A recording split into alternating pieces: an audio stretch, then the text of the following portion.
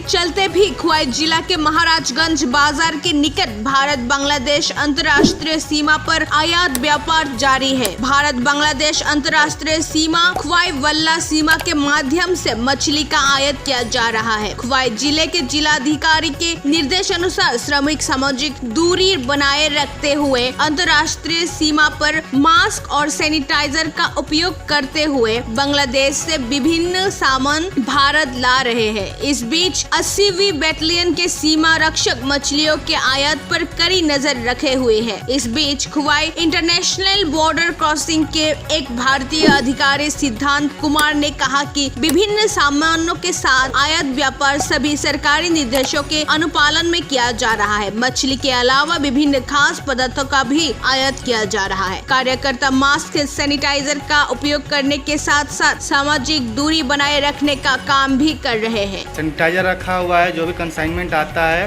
उस पर हम लोग सैनिटाइजर स्प्रे करते हैं कंसाइनमेंट पे, और बाकी मास्क कंपलसरी कर रखा है। सब लोग मास्क लगा कर रखते हैं और सैनिटाइजर का यूज करते हैं।